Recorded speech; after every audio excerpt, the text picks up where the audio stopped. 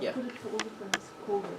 So it's called National Day of Climate Justice Action, March with Children Leading and Handover of Charter to Parliament. So the idea here, comrades, is we do have limited resources, and that's why we call this activist school. We can't have too many activist schools.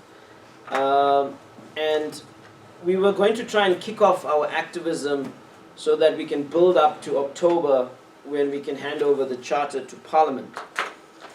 But that week that we are staking out in October, we really need to do some creative and more detailed planning, and this is why this discussion. So basically, we want to host a week of action that is activity and program centered in Cape Town from around the 11th to the 16th. And we're using the concept of a climate justice camp in and around Parliament to kind of be a pole of attraction to pull people in during that week. The other idea is, or objective, is to create a buzz around climate justice in the country and Cape Town. Again, this is about breaking through into the mainstream for a call for a National Day of Action, Friday 16th of October. So again, I mean, we're putting this on the agenda of organizations, movements, etc. We demand the Climate Justice Charter be adopted as per Section 234 of the South African Constitution, as per our discussion yesterday. I mean, we're not seeking to get a narrow legal approach to this. We want to do politics. We want to assert our interests as citizens for content for the just transition, to affirm people's ideas around the just transition. The government doesn't have a just transition plan. Its biggest polluters, Eskom, Sasol, do not have just transition plans. We are really behind around addressing the climate crisis. Okay, like we are behind on drought, and like we are kind of catching up around corona transmission. So we also want to launch the South African Climate Justice Charter Alliance Network, whatever people want to call it, in Cape Town during that week. We are proposing a set of activities that happens during the daytime. So if we have about a core of 50-60 activists for the week in Cape Town, we don't want them just standing in front of Parliament and running teach-ins and things like that, which is one of the concepts we can work with. But we also want to do other things, and we can sequence this.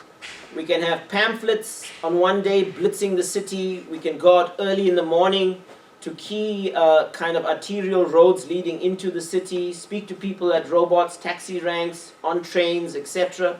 So early in the morning we can get out there, get the message out, building up to Friday. We can have a banner drop down one day. We can prepare those banners while we're sitting outside Parliament, invite people to help us with those banners, put up those banners in key parts of the city.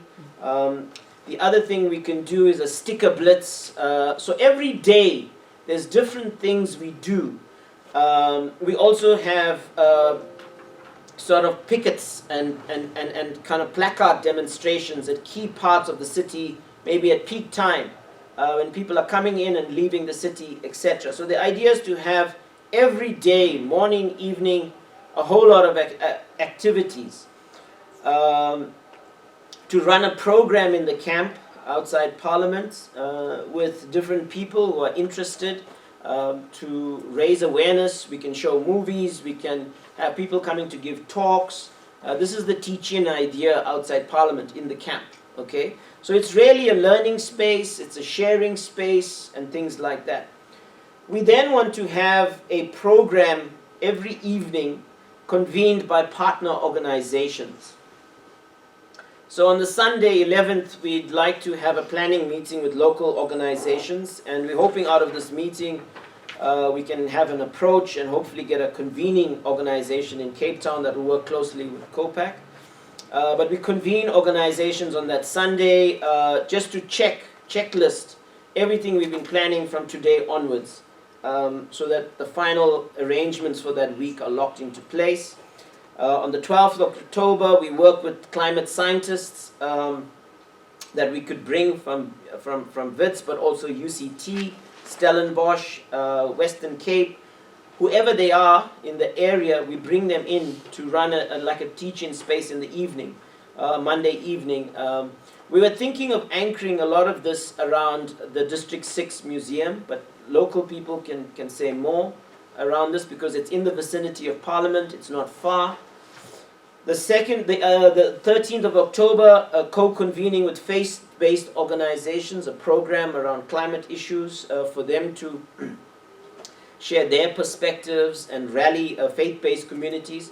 We were thinking of the cathedral for this. So, they lead the program, co-convened with all of us, but they pull in the faith-based communities to come to the inner city, and we also use that as a mobilizing moment. We use Wednesday, 14th October, co-convene with social justice and environmental justice and labor organizations in the city. Again, we're not clear about where this can happen, but it could be at the District 6 Museum in the evening. Whether it's Reclaim the City, whether it's Social Justice Coalition, whether it's food sovereignty activists we work with on Mitchell's Plain, LCs, whoever they are, and Zelda will know better than anyone in this room who's out there in the Cape context. But they lead that program. We build solidarities around their issues, and maybe they also share perspectives on how they see the climate struggle, and so on. On the Thursday evening, we have some cultural events, and we also launch the Climate Justice Charter Network, or whatever we want to call it. And we have some discussion about the program for next year. Because we are building an alliance, we are building a network around the Charter, but how do we do this? We also want to just highlight that this network is not going to be convened by COPAC. We'll be willing to co-convene it at least with one or two other organizations. So maybe Zelda Chisimani could consider this. We are talking to Groundwork as well. We are talking to SAFC, the faith-based organizations as well. So we co-convene. It's not controlled by one organization, but the assemblies basically are shaped by partner organizations in terms of what they are willing to do on climate, and that all adds up to a common program for the following year, etc. Well, and I think this methodology also is helpful because we don't want too many movements are dying because of resource fights, etc. internally.